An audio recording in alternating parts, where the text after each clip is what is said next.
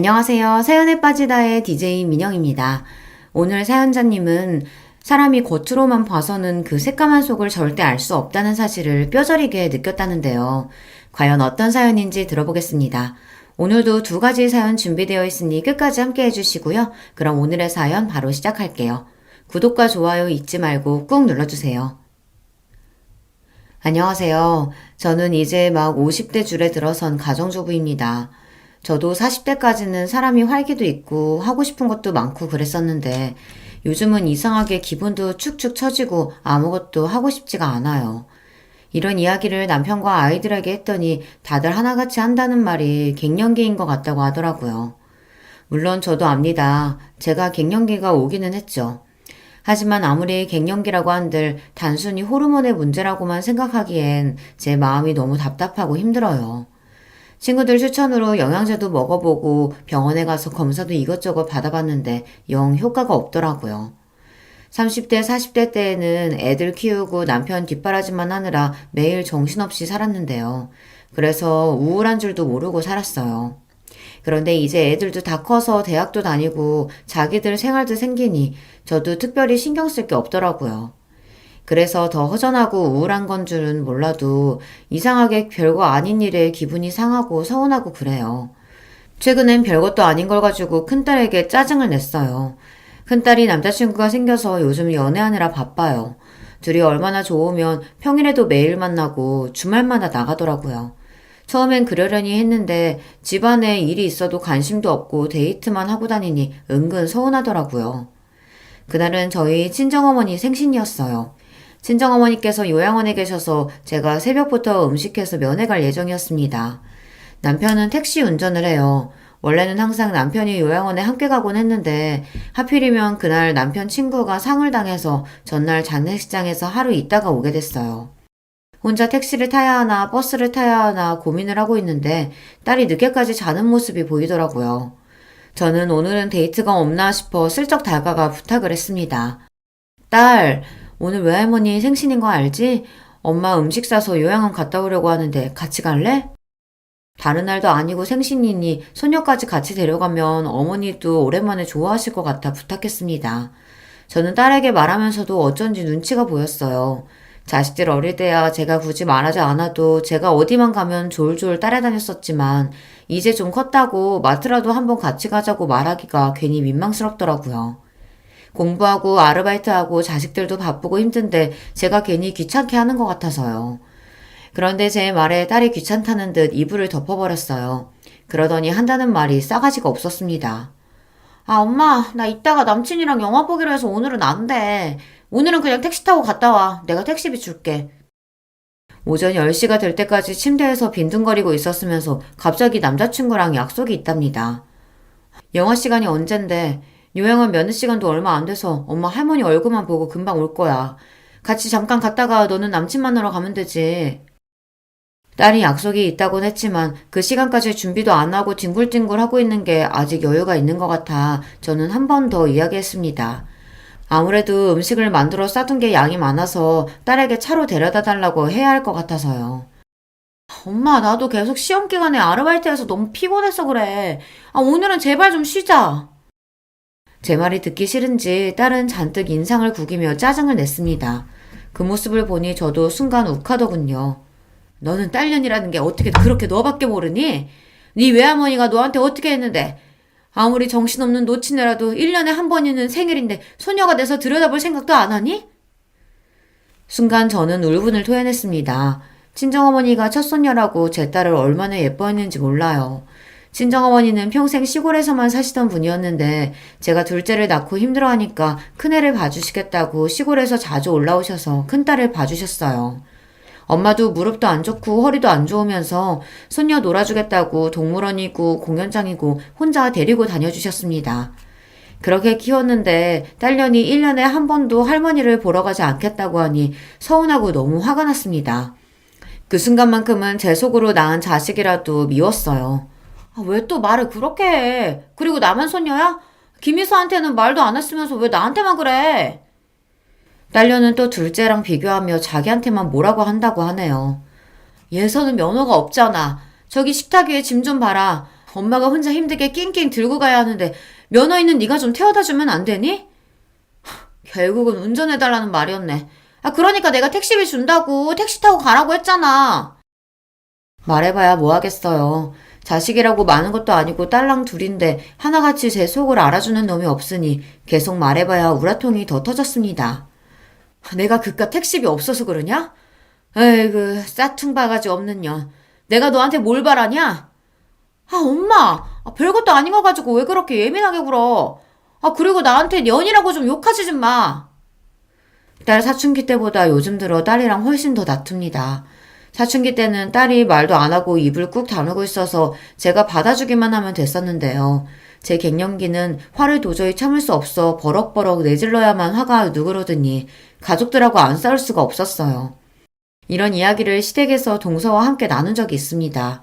친정어머니 생신날 있었던 이야기를 하면서 제가 갱년기가 오기는 왔는지 자꾸만 욱하게 되고 가족들에게 화를 내게 된다고요. 그래서 별것도 아닌 일에 서운하고 혼자 우울하다고 했습니다. 그러자 가만히 듣고 있던 동서가 기분 나쁘게 실실 웃었어요. 그러게 제가 말씀드렸잖아요. 답답하게 애들하고 남편만 바라보고 사시지 말라고요. 진작 면허도 따고 일도 했으면 지금 자식한테 부탁할 일 없죠. 평생 자식한테 헌신하면 뭐래요? 다들 대가리 크면 자기들이 혼자 큰 줄 알고 부모는 헌신짝처럼 여기는데. 저 보세요. 애 있다고 애한테 얽매이지 않고 자유롭게 살았더니 지금도 저나 애나 각자 알아서 잘만 살잖아요. 동서 말이 틀린 말이 아니라는 건 저도 잘 압니다. 하지만 동서에게 듣고 싶은 말은 그런 현실적인 조언이 아니었어요. 저는 위로가 필요했습니다. 동서야 젊어서부터 돈도 잘 벌었으니까 슈터도 쓰고 학원도 다 보내면서 키워서 그렇지. 우리 집 사정이 동서네랑 어디 같나? 다를 게 뭐가 있어요. 형님도 애 하나만 낳고 작은 직장이라도 다녔으면 지금 그 꼴은 안 당하죠. 그러게 왜 애를 둘이나 낳아서 일을 그만뒀어요? 애들도 엄마가 자기 일하고 돈 벌면 무시 못해요. 자식 때문에 속상해서 하소연 좀 했더니 동서는 단번에 저를 자식에게 무시당하는 엄마로 만들었습니다. 우리 애들이 날 무시해서 그런 게 아니라 이제 다 커서 자기들 생활이 생기니까 그렇다는 거지. 동서도 지연이 커봐. 지금이랑은 달라. 이런 이야기를 하려던 건 아니었는데 동서가 자꾸만 지금까지 살아온 제 삶을 부정하며 나쁘게 이야기를 하니 저도 은근 기분이 상하더라고요. 저는 형님이랑 달라요. 지연이가 크면 자기가 알아서 사는 거지. 제가 신경 쓸 게 뭐 있어요? 저는 지연이가 뭘 하든 간섭 안 할 거예요. 딸 키우는 게 그렇게 쉬운 줄 알아? 요즘 세상이 얼마나 위험한데. 동서도 자기 일만 신경 쓰지 말고 지연이한테 관심도 좀 가져. 한참 사춘기잖아. 동서가 똑똑하고 뭐든 잘하는 걸 알면서도 저는 괜히 자격지심에 아무 말이나 막 했습니다. 동서한테 말해봐야 제가 절대 이길 수 없다는 걸 알면서도 말이죠.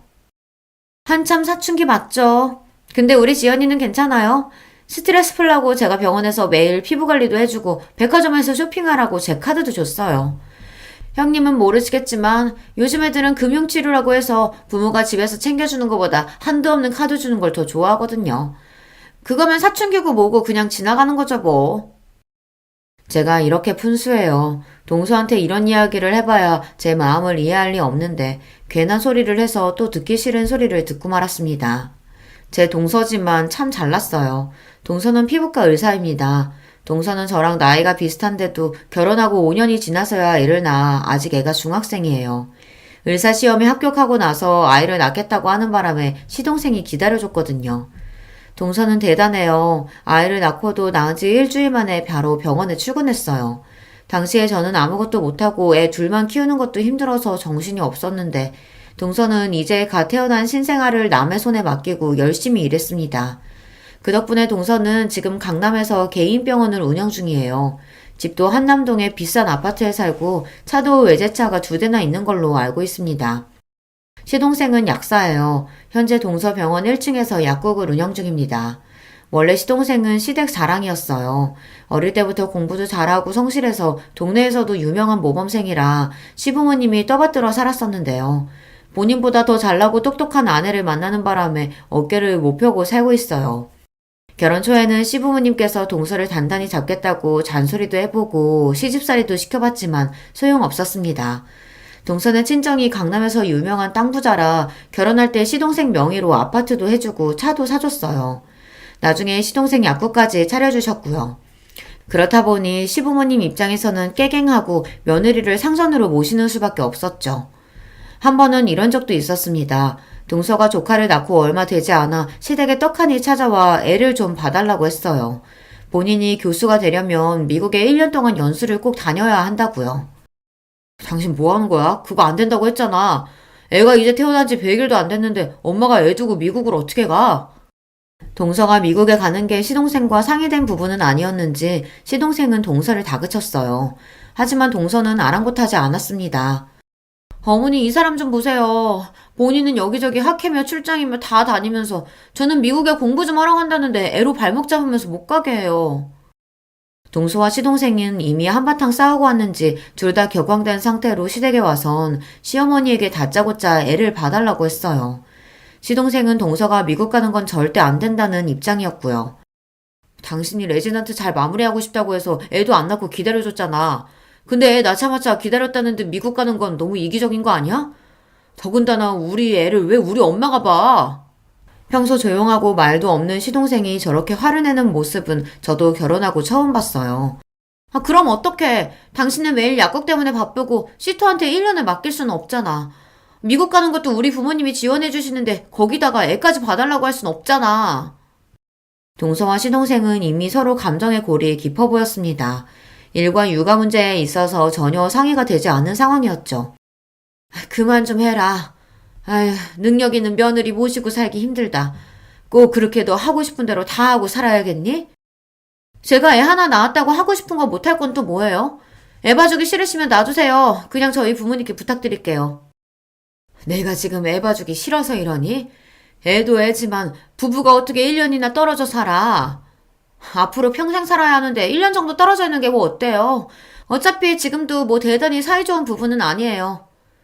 당시에 저도 애 둘 키우면서 힘들었던 때라 사실 동서가 부럽기도 했어요. 시부모님이나 남편에게 좋은 소리 못 들을 걸 알면서도 당당하게 본인이 원하는 바를 주장하는 게 멋져 보였거든요. 결국 시어머니께서 조카를 1년 동안 키워주시기로 하셨습니다. 동서는 그런 사람이에요. 본인이 원하는 게 있으면 무슨 수를 써서라도 꼭 해내고 마는 사람이었죠. 동서는 미국 연수를 끝내고 돌아와서 교수가 되자마자 병원을 나와 개업을 했어요. 그때도 시동생과 시부모님은 의아해했습니다.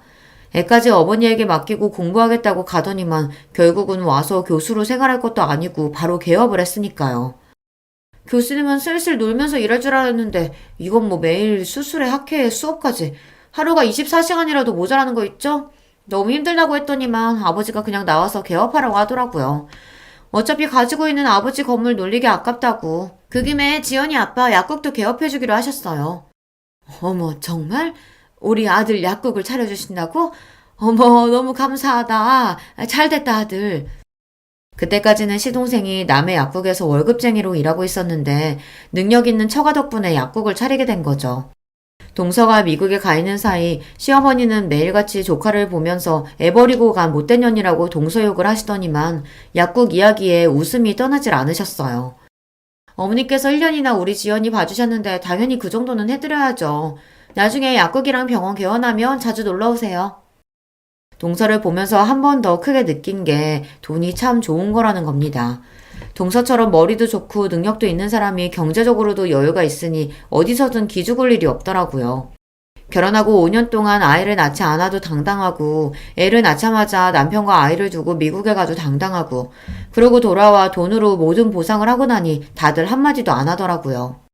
물론 그런 동서를 보면서 저도 사람인지라 자존심이 상할 때도 있고 자격지심이 느껴질 때도 있었어요. 그럴 때마다 저는 애써 웃어 넘겼습니다. 차이가 나도 너무 차이가 나다 보니 저는 아예 동서와는 다른 세상 사람이라고 생각하는 편이 편했어요. 그런데 저도 나이가 들고 갱년기라 예민해서인지 몇 년 전부터 동서의 행동이 거슬리기 시작했어요. 최근 저희 친정어머니께서 돌아가셨습니다. 부모님의 죽음이라는 게 누구에게나 충격적이지만 저는 특히나 어머니께서 오랫동안 요양원에서 생활하시다 돌아가신 거라 더 마음이 안 좋고 죄송했어요. 자식으로서 항상 받기만 하고 해드린 게 너무 없다는 마음이 들어서요. 그러다 보니 장례식만큼은 어머니께서 원하시는 대로 해드리고 싶었습니다. 어머니는 요양원에 가시기 전까지 50년을 넘게 살았던 고향에 묻히고 싶어 하셨어요. 거기에 친정아버지 묘도 있거든요. 어머니는 치매기가 있어서 정신이 오락가락 하시던 와중에도 항상 죽으면 고향 땅 아버지 옆에 있고 싶다고 하셨습니다. 저는 그 소원을 들어드리기 위해 장례식도 어머니의 고향에서 진행하고 장지도 아버지 옆자리로 결정했어요. 안 그래도 마음이 좋지 않은 와중에 제 앞에서 동서가 실수를 했습니다. 지금도 그때만 생각하면 성질이 나서 자다가도 벌떡벌떡 일어나요. 동서가 한 짓이 너무 괘씸해서요. 장례식은 자식이 서울에 살면 서울에서 하는 거 아니에요? 아니 무슨 조문객도 별로 없으시면서 굳이 장례식을 이 먼 목포까지 와서 해요. 아 바빠 죽겠는데 환자들 일정 변경하느라 죽는 줄 알았잖아요. 당신은 무슨 그런 소리를 해? 왜? 내 말이 맞잖아. 아 다들 바쁜 사람들인데 무슨 장례식을 목포에서 해? 동서는 오자마자 저에게 위로의 말 한마디 없이 자기 하소연만 하기 바빴습니다. 저는 더 말할 힘도 없어서 대충 고생했다고 했어요. 바쁘면 안 와도 되는데 멀리까지 오느라 고생했어요. 서방님, 동서 와줘서 고마워요. 얼른 식사부터 해요. 마음 같아서는 너 같은 거 안 와도 된다고 소리치고 싶었지만 어쩌겠어요. 저런 것도 가족인걸요. 저는 애써 고생했다고 어깨를 다독이며 육개장이라도 한술 뜨라고 자리를 안내했습니다. 그런데 그때 동서가 미간을 확 구기더니 갑자기 코를 잡았어요. 아니요, 저 안 먹어요. 이거 무슨 냄새야? 뭔지 몰라도 냄새가 너무 지독해서 여기 앉아서는 먹고 싶지 않아요. 여보, 그만 좀 해. 형수님도 마음 안 좋으시고 정신 없으실 텐데 왜 그렇게 호들갑을 떨어? 저희 고향에서는 장례식이든 결혼식이든 집안에 손님들을 부르면 항상 홍어를 내놔요. 그러다 보니 장례식장에 홍어 전 냄새가 좀 났나 봐요. 그걸 가지고 동서가 학을 떼며 난리를 치더군요. 내가 바빠 죽겠는데 여기까지 와서 이런 냄새 나는 데서 밥까지 먹어야겠어? 형님, 저 도저히 안 되겠어요. 저 그냥 나가서 따로 밥 먹고 올게요. 동서는 아예 잠시도 못 있겠다고 인상을 구기더니만 정말로 나가서 식사를 했어요. 시동생은 저 사람이 워낙 유난하다고 죄송하다고 사과했지만 저는 이미 마음이 상했습니다. 아무리 사람이 개념이 없고 상식이 없어도 그렇지 어떻게 남의 장례식장에 와서 저런 소리를 대놓고 할 수 있을까 싶더라고요. 그때부터였어요. 동서와는 웬만하면 상종하지 말아야겠다 싶었던 게 말이죠. 그런데 제 마음과는 달리 문제가 좀 생겼습니다. 동서 앞에서 제 자존심이 산산이 부서지는 사건이 있었어요. 어머니가 돌아가시고 나서 제 마음이 자꾸만 헛헛하고 갱년기로 예민해지는 게 스스로 너무 싫어서 아르바이트를 시작했어요. 아는 사람이 하는 반찬 가게에서 오전에 일을 도와줬습니다. 생각보다 일이 재밌더라고요. 지난 20년 동안 가족들을 위해 음식은 많이 해봤지만 내가 만든 음식을 사람들이 돈을 주고 사 먹고 맛있다고 해주는 건 처음이니까요. 가게 사장님도 제가 오고 나서 매출이 늘었다고 하니 은근 기분이 좋았습니다. 그러던 중 아르바이트가 끝나고 집에 가는 길에 시댁에 잠깐 들렸어요. 반찬 가게에서 가져온 반찬을 시부모님께도 좀 나눠드리려고요. 그런데 때마침 시댁 주차장에서 동서가 나오더군요. 시부모님이 김치 가져가라고 해서 잠깐 들렸다고요. 그러면서 제 손에 들린 쇼핑백은 뭐냐고 물었어요. 저는 어머니 장례식 때 이후로 동서랑은 말도 섞고 싶지 않아 내내 피해 다녔는데 이렇게 딱 마주치고 보니 저도 모르게 당황해서 대충 말을 얼버무렸어요. 시부모님 가져다 드릴 반찬이라고요. 암튼 형님은 가만 보면 어른들한테 참 잘해요. 저는 이렇게 얻어다 먹을 생각만 하지 직접 만들어서 가져드릴 생각은 안 해봤는데 역시 맏며느리감은 정해져 있나 봐요. 동서가 웬일로 제 칭찬을 다 하더군요. 순간 저 여우 같은 년이 웬일인가 싶었습니다. 집에서 만든 건 아니고 내가 얼마 전부터 아는 사장님 가게에서 일해서 남은 거 가지고 온 거야. 괜찮으면 동서도 좀 가져가던지. 동서랑 마주보고 이야기하는 게 괜히 불편해서 반찬 가게에서 일하고 있다고 이야기를 한 건데 순간 제 말에 동서가 눈이 동그래지더니 갑자기 제게 달려오더라고요. 그러더니 한다는 말이 놀라웠어요. 어머, 형님 잘 생각했어요. 아주버님이 혼자 돈 벌어 다니시길래 형님은 도대체 맨날 집에서 놀면서 뭐 하나 싶었는데. 그래요. 형편이 어려우면 사람이 일을 해야죠. 동서의 말에 저는 순간 놀라서 입이 다물어지지 않았습니다. 제 남편이 저도 모르게 돈을 구하러 다닌다네요. 동서, 그게 무슨 소리야? 애들 아빠가 돈을 구하러 다닌다니. 설마 우리 애들 아빠가 동서한테 돈 꺼갔어? 아주버님이 직접 나한테 꺼간 건 아니고 우리 지연 아빠한테 돈 좀 빌려달라고 하셨더라고요. 둘째 대학 등록금이 좀 부족하다고. 동서의 말에 저는 심장이 쿵 하고 떨어지는 것 같았습니다. 제가 얼마 전 남편에게 애들 등록금 이야기를 했을 때 남편은 알겠다고 문제 없다고 했거든요. 저는 그 말만 믿고 정말 그런 줄 알고 넋을 놓고 있었는데 남편 혼자 돈 걱정에 전전긍긍했을 걸 생각하니 가슴이 시큰하더군요. 에이, 근데 우리 지연 아빠 돈이 뭐 그 사람 돈인가요? 사실 다 제 돈이지. 많이 급하신 것 같아서 제가 그냥 드리라고 했어요. 뻔히 형님네 사정 아는데 꺼주긴 뭘 꺼줘요. 어차피 못 받을 돈. 동서는 역시나 참 대단합니다. 같은 말을 해도 사람을 바보로 만드는 데 일가견이 있어요. 남편이 저에게 말을 안 했는데 둘째 대학 등록금이 부족해서 시동생에게 빌렸나 봐요. 속마음은 우라통이 터지고 가슴이 찢어지는 것 같았지만 재수없는 동서 앞에서 티를 낼 수가 없었죠. 그런 일이 있었구나. 나는 모르고 있었네. 동서 미안하고 고마워. 그 돈은 내가 금방 갚을게. 아, 아니에요, 형님. 내가 꼭 돈 내놓으라고 한 것처럼 사람 민망하게 왜 그래요? 우리한테 돈 몇백이 뭐 돈인가요? 정말 괜찮으니까 신경 쓰지 마세요. 아니야, 동서. 그 돈 내가 꼭 갚을 거야. 그러니까 괜한 소리 하지 말고 그냥 받아. 동서와 이야기를 나누면 나눌수록 제 감정은 점점 더 격앙되었습니다. 자존심이 너무 상해서요. 형님, 왜 또 정색하고 그러세요? 사람 무섭게. 우리 형님 이제 보니까 자존심 엄청 강하시구나? 알았어요, 알았어. 그 돈 갚으세요. 제가 다 받을게요. 동서는 대단히 인심이라도 쓰는 것처럼 돈을 받겠다며 실실 웃었어요. 제가 그동안 참 멍청했습니다. 매일 살비비고 사는 남편이 무슨 생각을 하고 사는지도 모르고 저 혼자 갱년기니 뭐니 하면서 세상 편한 소리나 하면서 살았어요. 그날 저녁 저는 남편에게 동서와 있었던 일을 조심스럽게 이야기했습니다. 그렇게 힘들면 말을 하지 왜 끙끙 앓았냐고요. 그러자 남편은 오히려 제 걱정을 했어요. 동서가 또 기분 상하게 한 건 아니냐고 말이죠.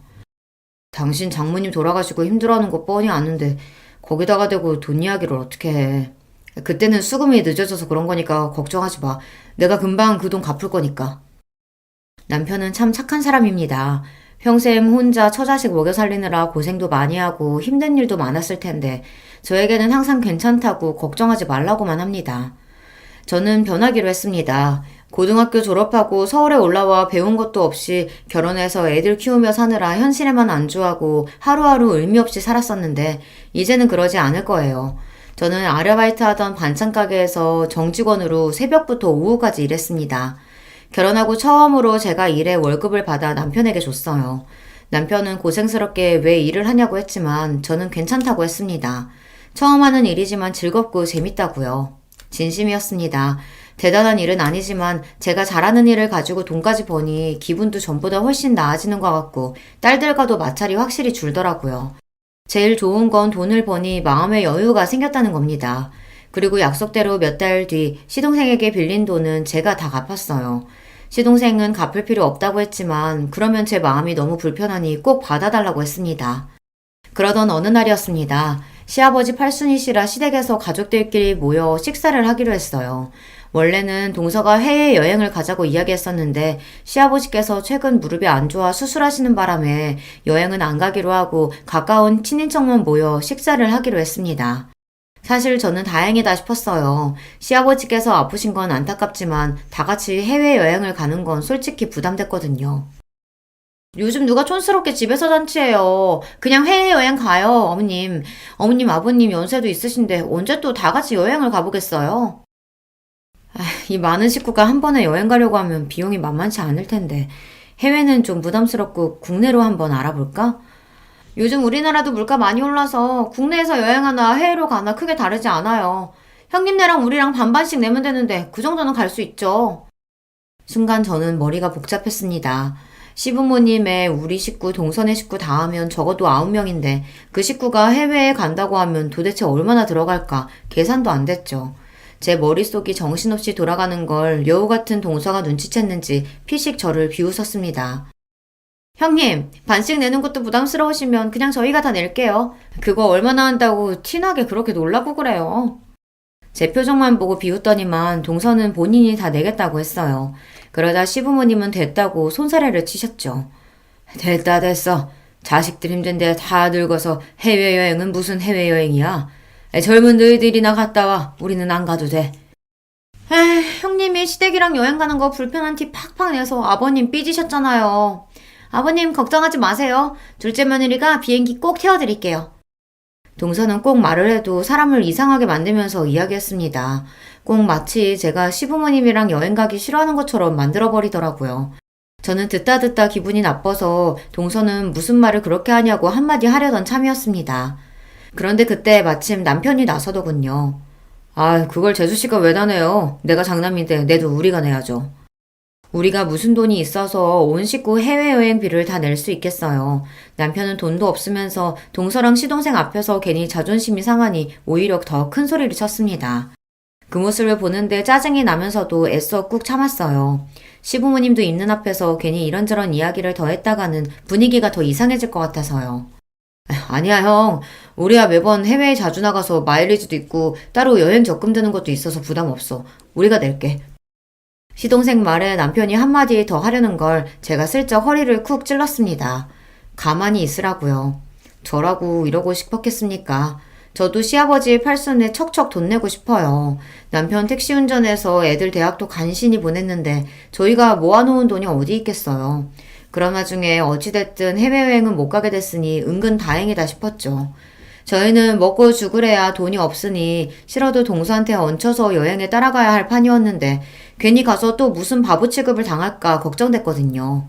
시아버지께서 갑작스럽게 수술을 하시는 바람에 몸도 마음도 회복이 되질 않으셔서 이번 팔순은 더 신경이 쓰였습니다. 시아버지도 연세가 들기는 드셨는지 그 강하셨던 분이 이제 죽을 때가 된 것 같다고 자꾸만 죽는 소리를 하시더라고요. 제가 동서처럼 대학도 못 나오고 능력이 있는 것도 아니지만 딱 한 가지 동서보다 잘하는 게 있어요. 바로 음식입니다. 어머니에게 손맛을 물려받아 음식은 제법 해요. 시부모님도 제가 한 음식이라면 입맛에 맞으신다고 밥풀도 하나 남기지 않으시고 드세요. 그래서 이번 팔순엔 제 실력을 마음껏 뽐내보기로 했습니다. 해외여행도 가지 못했으니 동서는 분명 두둑한 봉투를 준비할 거예요. 거기에 밀리지 않으려면 평소보다 훨씬 더 막강한 음식들로 준비를 해야겠다 싶었습니다. 이런 생각을 한다는 게 제가 생각해도 유치하긴 해요. 하지만 저처럼 살아보신 분들은 아실 겁니다. 집안의 며느리라고는 저랑 동서 둘뿐인데 여러 면에서 차이가 나다 보니 알게 모르게 시부모님께 비교당하기도 하고 안 그러려고 해도 혼자 자격지심에 쪼그라들기도 해요. 제가 할 수 있는 건 고작 몸으로 때우는 것뿐이지만 그거라도 잘하고 싶었습니다. 저는 시아버지 팔순 일주일 전부터 장을 보고 메뉴를 준비했어요. 장을 보고 있는데 동서한테 연락이 왔길래 음식 준비하느라고 장을 보고 있다고 했더니만 저더러 뭐하러 사서 고생하냐고 하더라고요. 아, 형님은 답답하게 왜 그런 짓을 하세요? 요즘 출장 뷔페랑 배달 음식이 얼마나 잘 돼 있는데요. 우리 그냥 시켜서 먹어요. 출장 뷔페나 배달 음식도 좋지. 근데 동서도 알잖아. 아버님 밖에 음식 안 좋아하시는 거. 다른 날도 아니고 팔순 생신인데 그냥 집에서 준비하지 뭐. 동서도 그날 시간 괜찮으면 일찍 와. 얼마 전 명절에 동서 말대로 제사 음식을 배달시켰다가 시아버지에게 저만 혼났어요. 매번 하던 거 귀찮아서 그걸 돈 주고 샀냐고요. 다행히 시어머니께서 나서서 힘들어서 이번에만 샀다고 이야기하고 대충 넘어가긴 했지만 원래 시아버지는 밖에서 사다 먹는 음식을 싫어하십니다. 그냥 사 먹고 한번 욕 먹으면 되지. 형님은 피곤하게 사신다니까. 어쨌든 음식은 형님이 하기로 한 거니까 형님이 알아서 하셔야지. 제가 일찍 뭐하러 가요. 저는 그 전날도 출근이라 힘들어요. 저는 그냥 시간 맞춰서 갈게요. 동서에게 기대하지도 않았습니다. 제가 음식을 준비한다고 하면 동서는 사 먹는 게 훨씬 좋다고 할 줄 알았어요. 대충 시아버지에게 욕 한 번 먹으면 끝날 일이라고요. 동서야 그렇죠. 욕을 먹어도 제가 먹고 본인은 봉투나 휙 들이면 그만이니까요. 저는 더 듣고 싶지 않아 대충 알겠다고 대답하고 전화를 끊었습니다. 생각이 있는 사람이면 시아버지 형제분들도 오시니 알아서 오겠지 싶어서요. 그런데 제가 동서를 몰라도 한참 모르고 있었더군요. 시아버지 팔순 당일 동서는 손님들 오시기 30분 전에야 시댁에 왔습니다. 정말 손님처럼 말이죠. 둘째, 너는 아무리 바빠도 그렇지 큰애랑 나랑 음식하느라 정신없는 거 뻔히 알면서 오늘만큼은 좀 일찍 오지 그랬냐? 동서에게 이야기해봐야 소용없다는 걸 시어머니도 아시다 보니 웬만해서 동서에게 잔소리를 잘 안 하시지만 그날만큼은 제가 며칠 전부터 음식 준비하느라 고생한 걸 다 보셨으니 일부러 저 들으라고 동서에게 한 소리 하시는 것 같더라고요. 하지만 그런 말에 신경 쓸 동서가 아니었습니다.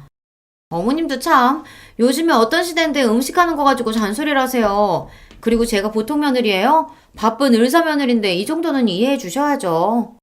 동서는 애교 섞인 목소리로 재수없는 소리를 아무렇지 않게 해댔습니다. 시어머니는 아이고 알고 소리만 두어 번 내시더니 답답하다는 듯 주방을 나가버리셨어요. 어머, 뭘 이렇게 많이 하셨어요? 식구도 얼마 없는데 대충 먹을 거만 하시면 되지. 쓸데없이 가짓수는 왜 이렇게 많이 하셨대? 동서는 시어머니께서 주방을 나가시자마자 무슨 검사라도 하러 온 사람처럼 이것저것 맛을 보더니 굳이 쓸데없는 음식까지 뭐하러 이렇게 많이 했냐입니다. 저는 허리도 한번 못 펴고 준비를 했는데 고생했다는 말도 없이 저 따위로 말하니 사람이 순간 기분이 확 상하더군요.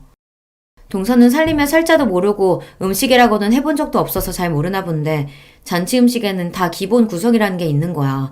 여기 쓸데없는 음식은 하나도 없어. 아, 그래요? 누가 보면 호텔 주방장이라도 모신 줄 알겠어요. 제 말이 기분이 나빴는지 동서는 곧바로 얼굴을 구기더니 비아냥거리더군요. 그날만큼은 저도 동서에게 지고 싶지 않았습니다.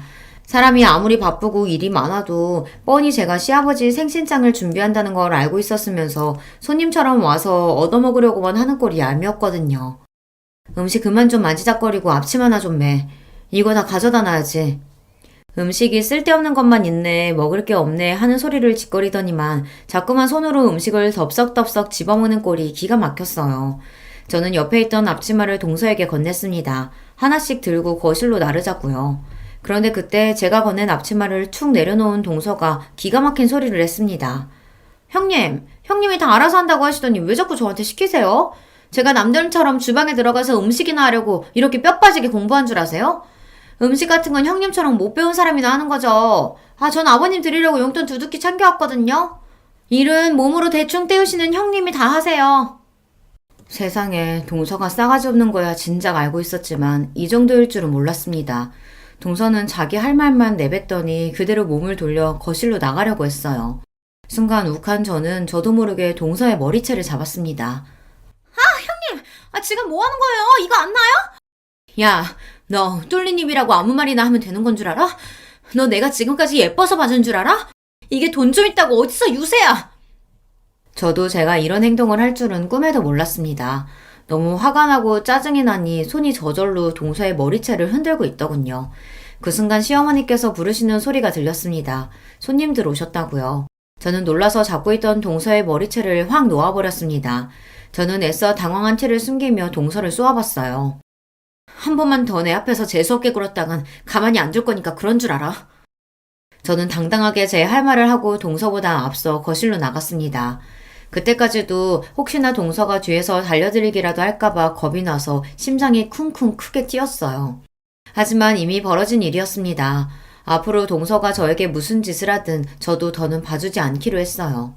저는 곧장 거실로 나가 손님들에게 인사부터 드렸습니다. 그때 뒤에서 급하게 뛰어오던 동서의 인기척이 저에게도 들렸지만 애써 모른 척 했습니다. 저는 거실에 식사 준비를 하면서도 연신 동서를 흘깃거렸어요. 제가 머리채까지 잡았으니 절대 가만히 있을 동서가 아닌데 가만히 있는 게 이상해서요. 물론 동서도 생각이 있다면 어른들 있는 앞에서 행패를 부리지는 않겠지만 내내 불안했습니다. 그런데 역시나 그냥 넘어갈 동서가 아니었죠. 갑자기 제가 만든 갈비찜을 먹더니 욱하는 소리를 냈어요. 그러더니 한다는 말이 가관이었죠. 형님, 이게 뭐예요? 이거 파리 아니에요? 음식을 어떻게 했으면 파리가 들어간지도 모르고 먹으라고 내놔요. 뭐? 그게 무슨 소리야? 갑자기 파리라니. 순간 거실에 있던 시부모님과 손님들은 일제히 동서 손에 들린 파리를 쳐다봤어요. 그런데 동서 말이 사실이었습니다.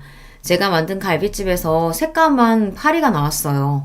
저는 놀라서 그럴 리 없다고 음식을 확인했습니다. 그때였어요. 동서는 다른 접시에 있던 잡채도 한 입 먹어보더니 욱소리를 내며 뱉었습니다. 어머, 이건 또 뭐야? 형님, 잡채 간 보신 거 맞아요? 간장을 얼마나 부었는지 짜서 도저히 못 먹겠네. 아버님, 어머님, 잡채 드시지 마세요. 이걸 도대체 어떻게 먹으라는 거야? 동서는 갈비찜에 이어 잡채까지 들먹이며 꼬투리를 잡았습니다. 저는 그제야 정신이 들었습니다. 동서 인연이 제가 지 머리채를 좀 잡았다고 작정하고 제 음식을 모함하는 것 같더라고요. 동서 무슨 소리야. 내가 다른 거 몰라도 잡채간은 몇 번을 봤는데 짜긴 뭐가 짜다고 그래. 짜니까 짜다는 거지. 제가 뭐 없는 소리라도 지어내는 줄 알아요? 이상하면 형님이 먹어봐요. 그럴 리 없었습니다. 갈비찜에 파리가 들어간 건 음식의 뚜껑을 열어놔서 그럴 수도 있겠다 싶지만 잡채가 먹지 못할 정도로 간이 안 맞을 리 없어요. 제가 다른 건 몰라도 잡채 하나는 자신 있거든요. 그런데 그때 금방 잡채를 드신 시어머니께서 조심스럽게 이야기를 하셨습니다. 어머, 큰애야. 잡채가 너무 짜기는 하다. 네가 이것저것 음식한다고 바쁘더니만 실수로 간장을 더 넣었나 봐. 아무래도 믿을 수 없어 저는 제 젓가락으로 잡채를 먹었습니다. 그런데 동서 말이 맞았어요. 잡채가 짜도 너무 짜더라고요. 말도 안 돼. 그럴 리가 없는데. 형님이 음식하느라 힘들어서 실수했나 봐요. 아무리 그래도 이건 심해도 너무 심하다. 입도 못 대겠어요. 아버님, 우리 대충 배 채운 것 같은데 그냥 나가서 2차 할까요? 제가 분위기 좋은 막걸리 집으로 안내할게요. 저는 이 상황이 믿기지 않아 순간 말문이 턱하고 막힌 채 멍하니 있었습니다. 재수씨, 아무리 그래도 준비한 음식이 이렇게 많이 남았는데 갑자기 어딜 가요? 아주버님도 음식 드셔보셨으면 아실 거 아니에요. 아버님 팔순이신데 이왕 손님들까지 초대했으면 맛있는 걸로 대접해야죠. 아버님, 어머님, 그냥 우리 나가요. 막걸리 먹고 노래방도 가서 놀고 오자고요. 순간 분위기가 이상해지자 시부모님들도 손님들도 제 눈치를 살피셨어요. 저는 이대로 가만히 있으면 안 될 것 같아 정신을 차리고 자리에서 벌떡 일어났습니다. 괜찮아요, 어머님, 아버님. 동서랑 2차 신나게 다녀오세요. 뒷정리는 제가 하고 있을게요. 저도 바보가 아닙니다. 동서가 시부모님을 모시고 나가겠다고 한 순간 분명 이건 동서가 저에게 복수하려고 술을 쓴 거라고 직감했어요. 하지만 시아버지 생신인데 제가 분위기를 망칠 수는 없었죠. 저는 시부모님과 손님들에게 여기는 걱정하지 말고 나가서 신나게 놀다 오시라고 했어요. 시어머니는 끝까지 혼자 이 많은 걸 어떻게 정리하냐고 그냥 두고 같이 나가자고 하셨지만 저는 마음이 내키지 않았습니다. 이대로 동서와 나갔다가는 노래방이 아니라 공터에 나가 한바탕 치고받고 싸워야 할 것 같아서요. 동서와 가족들이 나가자마자 저는 눈물이 왈칵 쏟아지고 말았습니다. 울지 않으려고 안간힘을 쓰며 노력했지만 소용없었어요. 오늘만은 어떻게든 동서를 이기고 싶었는데 결국은 또 동서에게 놀아나고 말았습니다. 여보, 왜 울어? 괜찮아? 저는 괜찮다고 동서와 시동생과 함께 막걸리를 먹고 오라고 보냈는데 남편은 아무래도 제가 신경 쓰였는지 다시 돌아왔어요. 그러다 제가 혼자 바닥에 주저앉아 아이처럼 엉엉 소리를 내며 울고 있는 모습을 보고만 거죠. 울고 있는 제 모습을 보고 놀란 남편이 저를 향해 달려오자 저는 그 모습이 고마워서 또 눈물이 터지고 말았습니다. 여보, 내가 만든 갈비찜에 파리가 들어갔을 리가 없어. 그리고 당신도 알잖아. 내가 만든 잡채가 얼마나 맛있는지. 내가 지금까지 살면서 잡채를 100번도 넘게 만들었는데 거기다가 실수로 간장을 부었을 리 없다고. 이건 분명 동서가 나 엿먹이려고 일부러 그런 거야. 여보, 그게 무슨 말이야? 재수씨가 왜 당신을 일부러 엿먹이려고 했겠어?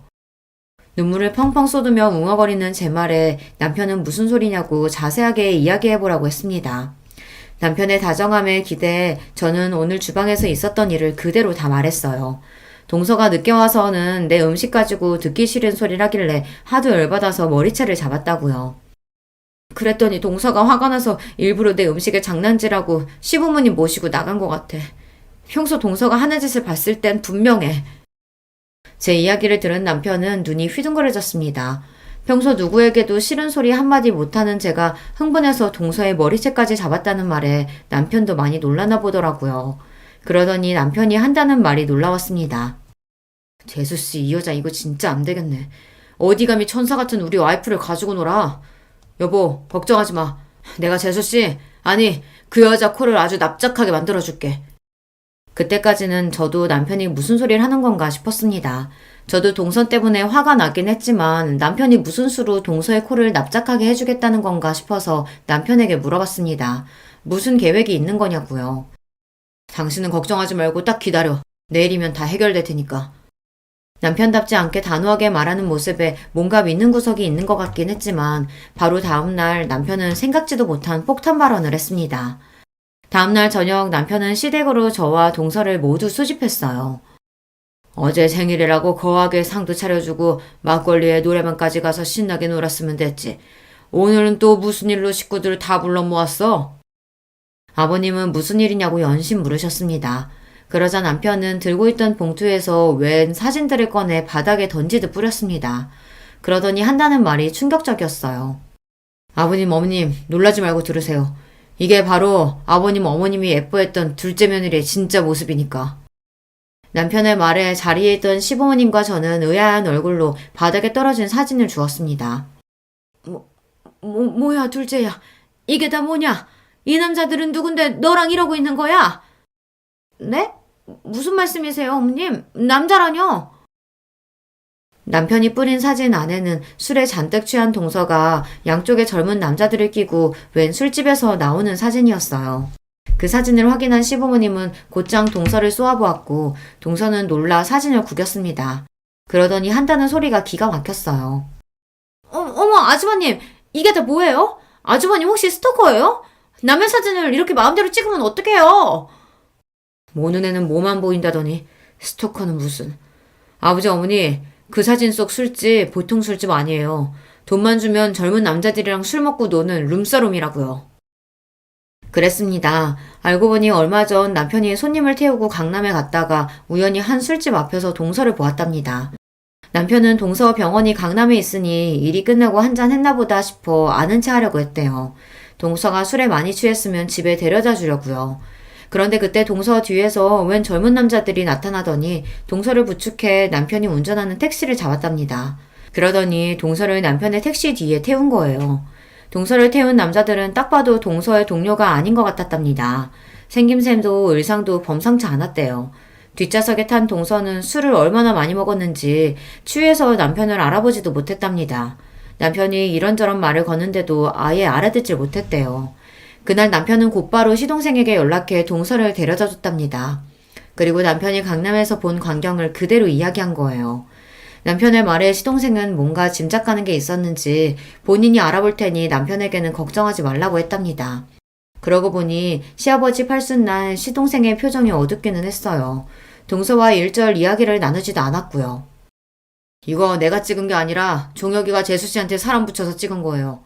아주 주말마다 호스트바 가서 신나게 노셨더라고요.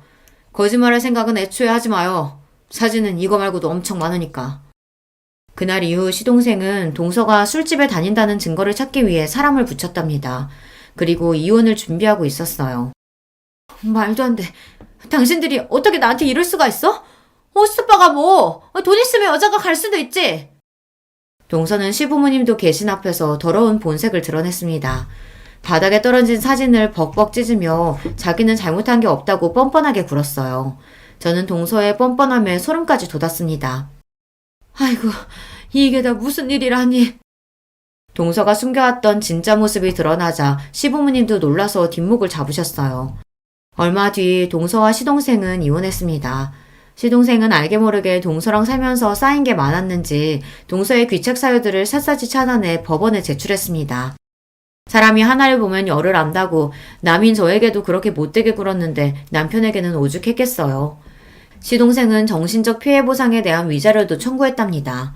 양육권 문제로 아직 소송 중이지만 조카가 동서보다는 시동생과 살고 싶어 해서 양육권도 곧 가지고 올 수 있을 것 같아요. 저는 살다 누군가의 이혼을 이렇게 응원하게 될 줄은 몰랐습니다. 저도 웬만하면 자식을 위해서라도 부부가 서로를 이해하고 화목하게 살아야 한다고 생각하는 사람이지만 동서는 아니에요. 사람이 많이 배우고 직업도 을사면 뭐래요. 인간이 덜 되는걸요. 여러분도 시동생이 동서와 이혼하길 잘한 거라고 그런 여자랑 살았으면 더 불행했을 거라고 응원하는 댓글 좀 많이 달아주세요. 여러분의 댓글이 우리 가족에게는 큰 힘이 될 겁니다. 끝까지 우리 가족 이야기 들어주셔서 감사해요. 여러분의 가정에는 언제나 즐거운 일만 가득하시길 바랄게요. 저는 어느덧 40대에 접어든 직장인입니다. 저는 학창시절에 참 재미없는 학생이었어요. 공부밖에 모르고 연애도 할 줄 몰라서 초중고에 이어 대학교를 졸업할 때까지도 도서관에서만 살았습니다. 뒤늦게 군대에 다녀올 때까지 흔히 말하는 못쏠, 모태솔로였습니다. 태어나서 한 번도 연애를 해본 적이 없다는 뜻입니다. 그런 저에게도 결혼을 할 기회가 찾아왔습니다. 아내와는 집안 어른을 통해 주선된 선자리에서 처음 만났어요. 교사로 한동안 재직하셨던 큰아버지의 제자라고 하더라고요. 큰아버지는 그녀의 중학교 시절 담임 선생님이었는데 이렇게 참하고 착실한 처녀가 없는데 자라면서 저처럼 연애도 제대로 못하고 이날까지 시집을 안 가고 있었다고 하네요. 그러다가 제가 군대를 전역하고 사회인이 되었을 무렵 큰아버지께서는 그런 저를 눈여겨보시다가 자신의 애제자와의 만남을 주선시켜 주셨습니다. 처음 만난 아내의 모습은 정말 아름답게 그지없었습니다. 왜 이런 아리따운 여인이 이제껏 시집도 못 가고 연애다운 연애도 제대로 못 해봤는지 이해할 수가 없었습니다. 공부밖에 모르던 샌님인 저에게는 아깝다는 생각마저 들 정도였습니다. 그런데 대화를 좀 나눠보니 확실히 남자랑 대화하는 게 어색해 보이긴 했습니다. 대화도 툭툭 끊어지고 무엇보다 저를 그다지 마음에 들어하지 않는 것 같아 보였습니다. 그러면 오늘은 이만 이렇게 일어날까요? 네, 다음에 봬요. 뻘쭘한 분위기를 더 못 견딘 제가 자리를 펴하는 제안을 했고 그녀는 상투적인 다음에 보자는 말로 인사를 나눈 뒤 그날은 그렇게 헤어졌습니다. 어색해하던 그녀의 모습을 떠올리면서 이번 만남도 물 건너갔구나 싶었습니다. 그런데 며칠이 지나서 그녀에게서 먼저 문자가 와 있었습니다. 준석 씨, 그날 잘 들어가셨어요? 우리 다음에 보기로 했는데 언제가 좋을까요? 저는 당연히 그녀가 첫 만남에서 헤어질 때 한 다음에 보자는 말이 그냥 예의상 인사치레로 하는 말이라고 생각했는데 그녀는 진심으로 한 말이었습니다. 아, 봐요 우리. 언제가 좋을까요? 저는 오늘도 괜찮은데. 네? 오늘이요? 좋아요. 그럼 오늘 봐요. 그녀는 잠시 망설이는 듯 하더니 이내 당일에 바로 보자는 제안을 수락했습니다. 그런데 그녀가 먼저 연락을 해온 것임에도 불구하고 그 자리는 어색하기 그지없었습니다. 참 지금 생각하면 제가 할 말은 아니지만은 그녀는 확실히 남자를 많이 못 만나본 티가 나는 사람이었습니다. 그때 당시에는 저를 마음에 안 들어 한다고만 생각이 들게 행동을 했으니까요. 그러다가도 지금처럼 이렇게 먼저 연락이 오기도 했다가 막상 만나면 어색해하고 헷갈리는 점이 한두 가지가 아니었습니다. 저도 연애 경험이 없다 보니 답답해 미칠 지경이었는데 어느 날은 더 참지 못하고 그녀에게 솔직하게 얘기했습니다. 미주씨, 혹시 제가 마음에 안 드는데 큰아버지 입장 생각해서 자꾸 나오시는 거면 안 그러셔도 돼요. 우리 그래도 알 거 다 아는 성인인데 서로 시간 낭비하지 말고 솔직하게 얘기합시다. 네? 아니, 저는 그게 아니라 마음에 안 든다고 한 적 없는데 준석 씨는 제가 마음에 안 드시나요? 네? 아니요. 그런 뜻이 아니고. 그러면 미조 씨는 제가 마음에 든다는 말씀이세요?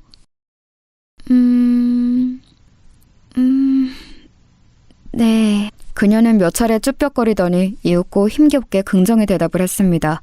저는 답답한 마음에 이 관계를 빨리 끝내는 게 좋겠다는 생각에 던진 말이었는데 이내 돌아온 아내의 답변이 저를 마음에 들어한다니 살면서 여자 입에서 그런 이야기를 들어본 게 처음이어서 많이 당황스러웠던 기억이 납니다.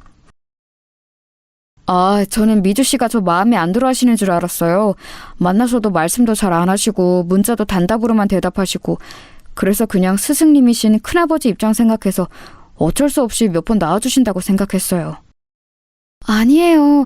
아무리 선생님 생각했더라도 그것만으로 이렇게 여러 번 나오지는 않죠. 제가 표현이 조금 서툴러요. 그 부분 조금만 이해해 주세요. 세상에 이렇게 어색하게 서로의 마음을 확인하는 커플이 또 있을까요? 그날 이후부터 모쏠이었던 어색했던 시작을 뒤로 하고 누가 먼저랄 것도 없이 자연스럽게 마음을 열고 교제를 시작했습니다. 교제 초반에는 아내가 계속해서 어색해하던 모습이 잊혀지지가 않습니다. 만나서 데이트할 때 어색함이 계속되는 것은 물론 떨어져 있을 때도 문자의 답도 잘 안 하고 전화도 잘 안 받을 때가 많았습니다. 하루 종일 연락이 안 될 때면 불안하기도 했습니다. 서로의 마음을 확인했는데도 이렇게 계속 저를 어색해하고 불편해하는 모습이 계속되길래 저는 그녀를 진지하게 앉혀놓고 이야기했습니다. 미주야, 나는 아직도 미주 마음이 헷갈려. 분명히 내가 마음에 든다고도 했고 그래서 교제도 시작한 건데 남자친구인 나를 불편해하고 어색해하니까 진짜 나를 좋아하긴 하는 건지 계속 만나고 싶은 마음은 있는 건지 잘 모르겠어. 당연히 좋아하지. 아니, 그 이상일 거야. 근데 오빠, 나 사실 말 못한 얘기가 있어. 내가 이렇게 사람 대하는 거 어색해하고 심지어는 남자친구한테까지 이러는 거 다 이유가 있어. 괜찮으면 들어줄 수 있어. 그녀는 무언가 상기된 채로 어렵게 말을 꺼냈습니다. 응, 뭔데? 말해봐. 다 얘기해봐. 그게 사실 나는 어린 시절 안 좋은 기억을 가지고 있어. 왕따를 당했었는데 그게 내 인생의 발목을 잡는 커다란 사건이 되어버렸어. 그 기억 때문에 오랫동안 고통받으면서 살았고 그걸 극복하기 위해 정말 눈물나게 노력했어. 정신과의 도움도 오랫동안 받았고 오랫동안 이어오던 약물 치료도 지금이 되어서야 조금씩 끊고 있어. 내가 사람들 대하는데 어색해하고 특히 오빠를 대하는 데 있어서 더 그러는 거. 사실 사람에게 상처받았던 내 마음이 또 상처받지 않을까 두려워서 그러는 거야. 너무나 충격적인 이야기였습니다. 이렇게 천사 같은 여자가 그런 아픈 기억을 안고 있었다니요. 그녀는 점점 눈시울이 붉어지면서 계속 이야기를 이어나갔습니다. 사실 오빠도 너무너무 좋은데, 아니 사랑한다고 하는 말이 더 맞을 거야. 그런데 오빠를 사랑하면 더할 사랑할수록 오빠도 나한테 상처 줬던 사람들처럼 나를 떠나가 버릴까봐 무서워. 그러다 보면 선뜻 다가서진 못하겠어. 오빠가 나를 버린다고 생각하면 너무 슬퍼서 못 견딜 것 같거든. 그게 무슨 소리야, 미주야. 내가 널 왜 버려. 너처럼 세상에서 제일 예쁘고 착한 여자를. 그랬구나. 그런 줄도 모르고 난 계속해서 밀어내는 미주를 원망만 했어. 미주야, 나는 어떤 일이 있어도 네 곁에 이렇게 있을 거야. 걱정하지 마. 저는 그녀를 꼭 안아주면서 언제까지고 곁에 있을 거라며 위로했고 그녀는 끝내 크게 울음을 터뜨렸습니다. 그날 이후로 그녀는 제게 더욱더 마음을 열게 되었고 그 특유의 어색함이 잘 없어지지는 않았지만 그래도 그녀 입장에서 많이 노력하면서 관계를 이어나갔습니다. 그렇게 2년여의 교제 끝에 저희는 결혼을 하게 되었습니다. 미주야, 아니 여보, 이제부터 죽을 때까지 우리는 부부야. 부부로서 남은 인생 행복하게 살자. 고마워. 오빠 정말 고마워. 아내는 결혼식 날 눈물을 정말 많이 흘렸습니다. 자신의 인생이 이렇게 기쁘고 행복한 날이 올 것이라고 기대하지 않았다고 합니다. 그리고 무엇보다도 저희 만남을 주선해 주셨던 큰아버지가 정말 문자 그대로 펑펑 우셨습니다. 모르는 사람들이 봤으면 큰아버지가 아내의 친아버지일 거라고 생각했을 거예요. 이 정도로 아내와 큰아버지가 각별한 사제지간인 줄 그날 다시금 새롭게 느꼈습니다. 저는 아내의 지난 모든 상처를 다 덮어주고 다 깨끗이 치유해주고 싶었습니다. 할 수만 있다면 아내를 괴롭힌 사람들을 찾아다가 법에 무서운 철퇴를 가하고 싶었습니다. 지금이라도 늦지 않았으니 그렇게 해보자고 아내에게 슬며시 몇 번 제안해보았지만 아내는 또 다른 보복이 무섭다며 늘 거절했습니다. 저도 아내가 두려워하는 바가 무엇인지 알기에 더는 강요하지 않았습니다. 아내의 힘들었던 과거와는 반대로 저희 부부의 결혼 생활은 행복 그 자체였습니다. 아내는 결혼을 하니까 연애할 때보다 훨씬 더 헌신적으로 변했습니다. 한 번 세상에 상처를 받았던 사람이다 보니까 세상에든 저에게든 완전히 마음을 열지 못하다가 결혼이라는 울타리 안에서 부부가 되고 나니까 저를 일생의 사랑으로 받아들인 것 같았습니다. 그렇게 제게 완전히 마음을 연 아내 덕분에 하루하루가 행복했습니다. 매일 새벽같이 일어나서 정성스러운 도시락을 차려주었고 저녁에 퇴근하고 돌아오면 언제나 칠첩 반상이 차려져 있었습니다. 항상 저의 와이셔츠는 주름이 없이 빳빳하게 펴져 있었고 출장이라도 가는 날에는 캐리어 안에 속옷부터 양말, 겉옷까지 완벽하게 깔끔하게 정리가 되어 있었습니다. 모두 아내가 준비해준 것이지요. 저는 정말로 이런 호사를 누려도 되나 싶었습니다. 직장 동료들도 늘 정성스럽게 차려진 제 도시락을 보면서 부러워했고 장가가더니 사람이 더 깔끔해졌다며 칭찬했습니다. 현모양처라는 말이 더 이상 시대에 맞지 않는 말이 되어가는 요즘이지만 제 아내는 문자 그대로 현모양처 그 자체였습니다. 그러다 하루는 아내가 몸살이 심하게 난 적이 있었습니다. 그런데 몸살이 그렇게 심한데도 퇴근하고 돌아온 저를 위해 저녁상을 차리고 있는 게 아니겠어요? 아니 여보, 몸도 안 좋은데 무슨 저녁이야. 내가 알아서 챙겨 먹을 테니까 여보는 얼른 누워서 쉬어. 아니야 오빠, 그래도 밥은 집밥으로 챙겨 먹어야지. 아내는 끙끙대며 기어코 밥상을 다 차리더니 그제야 방 안에 들어가 몸을 뉘었습니다. 나중에 알고 보니 아내가 심하게 감기 몸살이 걸린 데에는 다 이유가 있었습니다. 그날은 여름마다 돌아오는 아파트 수도관 청소 때문에 온수가 하루 종일 안 나오는 날이었는데 하필이며 전날 쏟아진 폭우로 집안이 몇 시간 동안 정전이 됐었다고 합니다. 다음날 출장인 저희 옷가지들을 미처 다 빨지 못한 상태였는데 아내는 세탁기도 안 돌아가는 상황에서 찬물로 손빨래를 다 했다고 하네요. 아무리 여름이었지만 쪼그려 앉아서 그 많은 빨래를 찬물로 손빨래를 하다 보니 몸에 무리가 갔던 것입니다. 아내는 고무장갑 끼고 빨래를 하면 깨끗하게 때가 지워지지 않는다고 늘 맨손으로 손빨래를 하던 버릇이 있었습니다. 그런데 옷까지 몇 개도 아니고 며칠치 빨래를 그렇게 하다 보니 안 그래도 몸이 약한 아내가 몸살이 날만도 했습니다. 저는 그쯤 되자 아내의 그런 헌신을 마냥 고맙게 넙죽 받을 수만은 없었습니다. 그래서 누워있는 아내에게 다가가 조심스레 얘기를 꺼냈습니다. 여보, 좀 괜찮아? 고마워. 몸도 안 좋은데 나를 위해서 이렇게. 아니야, 여보. 아내로서 당연히 해야지. 국 간은 잘 맞았어? 그럼 여보가 하는 음식은 항상 맛있지. 그나저나 여보, 그동안 내가 회사 일이 바빠서 가사 일을 잘 못 도와줬는데 이제 집안일은 서로 분담해서 하자. 나 여보가 이렇게까지 몸에 병나면서 나를 위해 헌신하는 거 너무 미안해서 못 견디겠어. 아니야, 여보. 여보는 밖에 나가서 돈 벌어오잖아. 여보는 집안일 걱정 아무것도 하지 말고 그냥 밖에 나가서 마음 편히 일하는 데만 집중해. 나는 금방 또 괜찮아질 거야. 여보, 나는 너무 고마운데 가끔 여보가 나한테 헌신하는 거 보면 솔직히 무언가에 쫓기는 것 같은 느낌이 들어. 우리 결혼 전에 여보가 나한테 했던 말 나 아직도 기억해. 내가 당신을 떠날지도 모른다고 했던 말.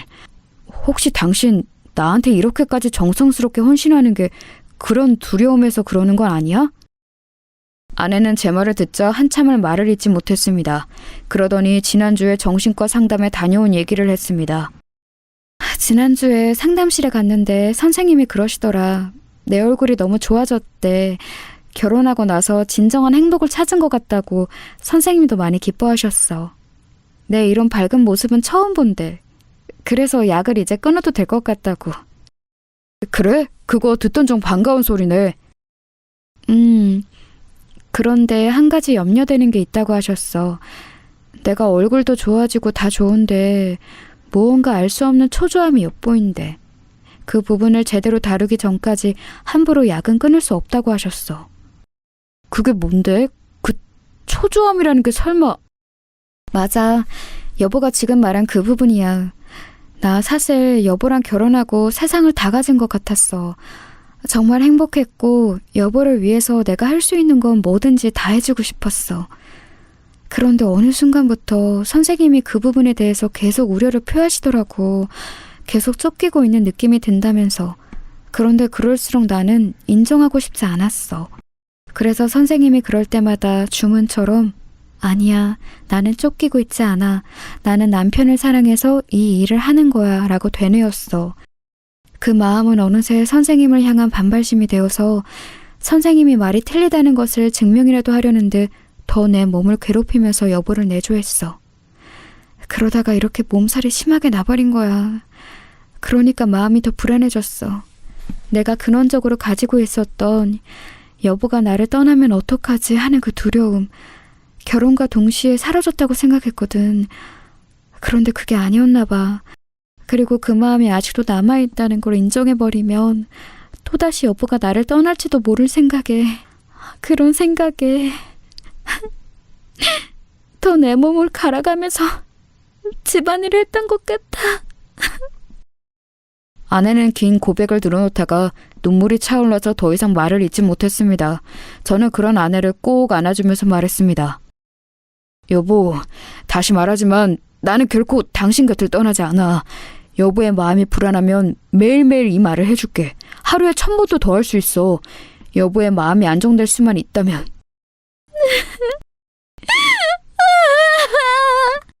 저는 가슴이 찢어질 듯 아팠습니다. 설마 했던 저의 생각이 맞았던 것입니다. 저를 향한 분에 넘치는 헌신은 남편으로서 저를 사랑해서 그런 것도 있지만 혹시라도 제가 자신의 곁을 떠나면 어떡하나 하는 마음에 더욱더 기를 쓰고 헌신을 했을 거라는 저의 생각이요. 저는 그쯤 되자 아내의 마음을 이렇게 쑥대밭으로 만든 못된 사람들과 사건이 궁금해지기 시작했습니다. 여보, 괜찮다면 여보 학창시절 이야기 좀 해줄 수 있어? 불편하면 하지 않아도 돼. 그런데 당신을 좀 더 알고 싶고 이해하고 싶어. 아내는 잠시 고민을 깊게 하더니 제게 말했습니다. 그래.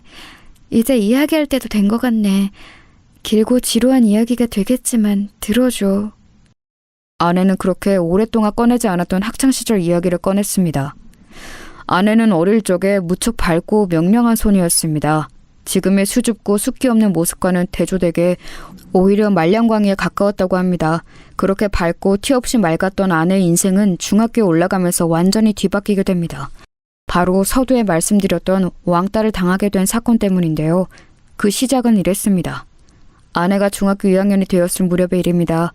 아내에게는 아주 어릴 적부터 동네에서 친했던 친구 희진이가 있었는데요. 희진이와는 중학교 2학년에 올라가면서 같은 반이 되었습니다. 그동안 동네에서 친하게 지내기는 했지만 학교에서는 같은 반이 된 적이 없었는데 이번에 같은 반이 되면서 둘은 서로 뛸 듯이 기뻐했다고 하네요. 희진이는 누가 봐도 정말 예쁘게 생겨서 여학생들의 부러움과 남학생들의 인기를 한 몸에 받는 학생이었대요. 그런 희진이와 친했던 아내였기에 아내 옆에도 친구들이 북적북적했다고 합니다. 그러던 어느 날 희진이가 안 좋은 사건에 휘말리게 되었어요. 중학교 3학년 선배 중에 일진이었던 오빠가 이 희진이를 좋아하게 된 겁니다. 뭐 사람이 사람 좋아하는 일이야 흔히 있을 수 있는 일이지만 이 일진 오빠의 접근 방식이 상당히 불량했다고 합니다. 야, 박혜진, 너 학교 끝나고 뭐하냐? 나랑 오토바이 타고 한강 놀러 갈래? 네? 저 끝나고 학원 가야 해요. 아, 나 얘 답답한 소리 하네. 학원은 무슨 학원이야. 그냥 땡땡이 치고 이 오빠랑 놀러 가자. 어? 안 돼요. 그만 돌아가 주세요. 아이씨, 너 죽고 싶어? 다시 한번 말한다. 끝나고 정문 앞으로 안 나오면 너 죽을 줄 알아.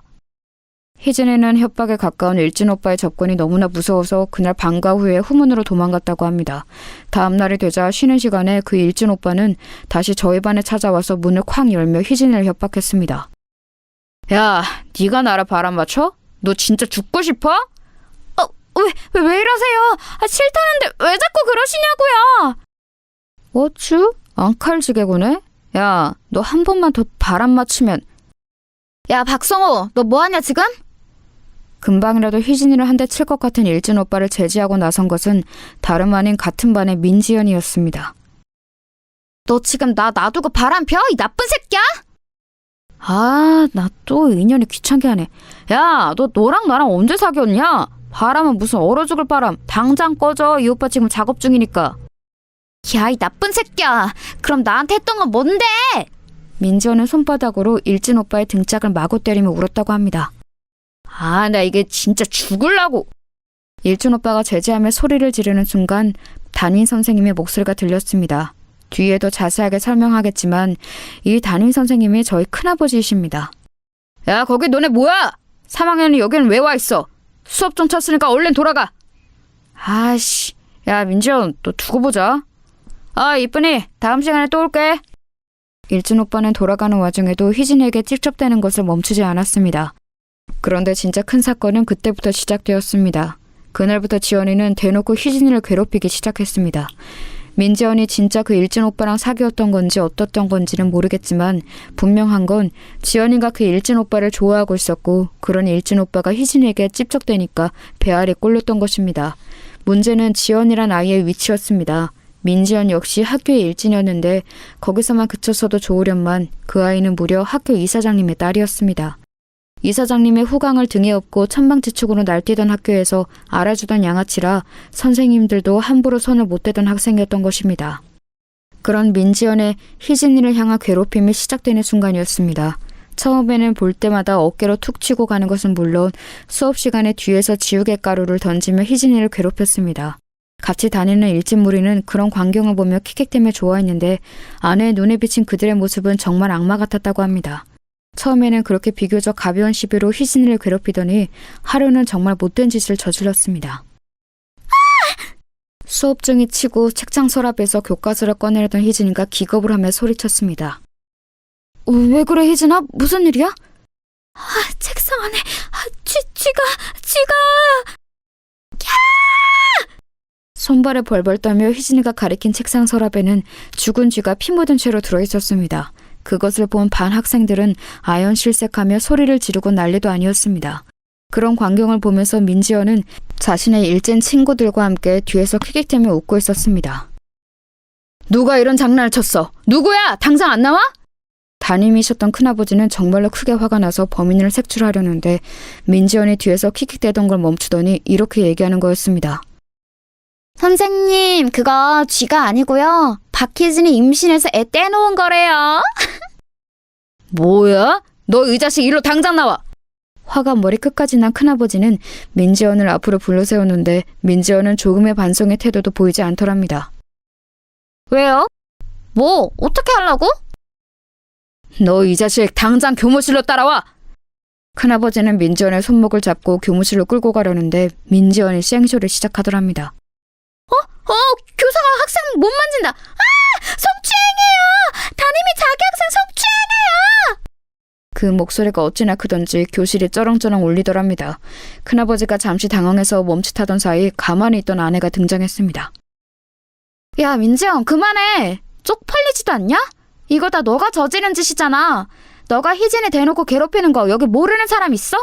어디서 일진 양아치한테 차이고 와서 엄한 화풀이야. 뭐? 넌 또 뭐야? 찌그레기 같은 게 죽고 싶어? 선생님, 그동안 민지연이 희진을 엄청 괴롭혔어요. 희진이가 보복당할까봐 선생님한테 말씀 못 드리고 있었는데 저 쥐도 분명히 민지연이 저지른 짓이에요. 전현이 미쳤나? 야, 증거 있어? 증거 있냐고! 야, 민지연, 너 이게 사실이야? 이거 사실이면 너 큰일 날 각오하고 있어라. 선생님이 뭘 어떻게 할 건데요? 마음대로 해보세요. 그렇게 난장판이 된 교실은 아수라장이 됐고 큰아버지는 그 길로 교무실로 달려가 이 일을 선생님들께 알리고 머지않아 학폭위원회가 열렸습니다. 큰아버지가 그동안 민지연이 희진이를 괴롭혔다는 증거를 모아서 위원회에 제출했는데 위원들의 반응이 심상치 않았습니다. 김상호 선생? 그러니까 민지연 학생이 저질렀다는 이 학폭이 증거는 없고 다른 학생들의 증언뿐이라는 것이죠? 그 학생들은 지금 어디 있죠? 네, 증언을 해주기 위해서 지금 옆방에서 기다리고 있습니다. 애들아, 어서 들어. 아니, 왜 미주 너밖에... 그랬습니다. 처음 충격적인 쥐사건을 마주한 같은 학생들은 놀라는 마음에 처음에 큰아버지의 움직임에 동조를 해주었으나 학교 이사장의 딸이자 일진이라는 막강한 파워를 가진 민지연이 무서워 학폭위원회 당일이 되자 모두 꼬리를 내뺀 것이었습니다. 결국 남은 건 희진이의 절친인 아내뿐이었지요. 한 명뿐인 건가요? 이러면 곤란한데... 그리고 죽은 쥐를 희진 학생의 책상에 지연 학생이 넣었다는 증거나 증인이 있나요? 아니요. 하지만 정황상 지연 학생이 그랬다는 게 확실합니다. 김상호 선생, 지금 무슨 큰일 날 소리 하는 거예요? 정황만 가지고 억울한 학생에게 그런 끔찍한 누명을 더 씌우는 게요? 오히려 무고죄로 김 선생이 징계를 받아야 마땅하겠구만. 네? 아니 그게 무슨... 자... 본위원회는 최종 심의 결과를 발표하겠습니다. 민지연 학생에게 씌워진 학교 폭력에 관한 모든 혐의는 증거 불충분으로 혐의가 없는 것으로 밝혀졌습니다. 이어서 이 자리에 계신 위원들 대부분이 징계위원들이시기 때문에 바로 징계위원회를 열도록 하겠습니다. 네? 그게 무슨 말씀이세요? 누구를 징계한다는 거죠? 징계위원회에서 김상호 선생에 대한 심의 결과를 발표하겠습니다. 무고한 민지연 학생을 모함한 담임 김상호 선생을 3개월 감봉 조치에 처한다. 위원장님, 그게 무슨 말씀이십니까? 위원장님! 의문이 가득한 학폭위원회는 그렇게 큰아버지만 억울하게 끝이 났습니다. 위원회가 끝나고 다들 자리를 나서는데 민지연이 큰아버지만 들리게 이렇게 얘기했다고 합니다. 이건네 아저씨, 또 나한테 덤벼봐. 그 다음엔 감봉으로 안 끝날 테니까. 큰아버지는 이를 뿌득뿌득 갈면서 민지연을 노려봤지만 그 자리에서 할 수 있는 것이 아무것도 없었습니다. 이 결과에 가장 큰 충격을 받은 것은 아마도 피해자인 희진이었을 겁니다. 희진이는 큰 충격을 받고 멀리 부산에 사는 큰 이모댁으로 전학을 갔습니다. 희진이가 받았을 충격이 서울과 부산의 거리감만큼 크게 전해지는 순간이었습니다. 아내는 희진이와 눈물의 마지막 이별을 해야 했습니다. 희진아, 미안해. 내 증언만으로는 사건이 밝혀지지 않았나 봐. 정말 미안해. 아니야, 미주야. 너는 할 만큼 했어. 도와줘서 고마워. 마음 같아선 너도 데리고 전학 가고 싶은데 그럴 수 없는 거지? 나는 엄마 아빠가 정말 어렵게 이 학교 입학시켜주었잖아. 그런 엄마 아빠 기대를 저버릴 수는 없어. 아쉽다, 미주야. 우리 꼭 계속 연락하자. 알았지? 그랬습니다. 아내도 이 썩은 학교에서 탈출하고 싶었지만 힘든 형편에 부모님이 어렵게 보내주신 사립학교라서 차마 그럴 수가 없는 상황이었던 것입니다. 문제는 그 다음부터 진짜 커지게 되었습니다. 자신들을 괴롭히던 희진이가 전학을 가버리자 새로운 놀잇감이 필요했던 민지연 무리는 그 화살을 아내에게 쏘기 시작했다고 합니다. 정혜 용사. 친구 잃어버리고 혼자서 학교 다니니까 기분이 어때? 이제부터 너는 지옥을 맛보게 될 거야. 그 이후부터는 문자 그대로 아내에게 지옥이 펼쳐졌다고 합니다. 희진이가 당했던 죽은지 사건은 귀여운 정도에 불과했습니다. 민지연 무리는 할 수 있는 모든 방법을 동원해서 아내를 괴롭혔다고 합니다. 어느 날 학교에 등교했는데 책상이 온통 칼로 난도질되어 있고 빨간 글씨로 온갖 저주의 말들이 써 있었습니다.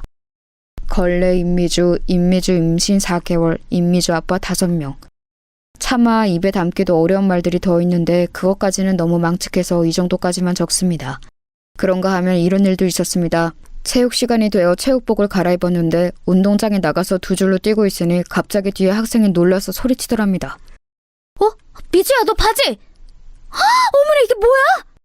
아내의 체육복 바지가 날카로운 면도칼로 베어져 있어서 달리기를 하는 순간 벌어져서 속옷이 훤히 드러나게 되었던 것입니다. 처음 입을 때는 몰랐는데 달리면서 점점 벌어지도록 누가 선을 쏘놓았던 것입니다. 그게 누구겠어요? 당연히 저 악마 같은 민지연이었겠죠. 아내는 지금도 그 순간만 생각하면 창피해서 얼굴이 후끈 달아오른다고 했습니다. 어떤 날은 화장실에서 볼일을 보고 있으면 갑자기 위에서 물벼락이 쏟아지기도 했다고 합니다.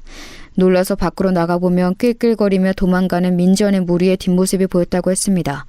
이외에도 민지연은 입에 담지도 못할 잔인하고 망측한 일들로 아내를 괴롭혔는데 아직까지 정신이 온전히 붙어있는 것이 대단하다고 여겨질 정도였습니다.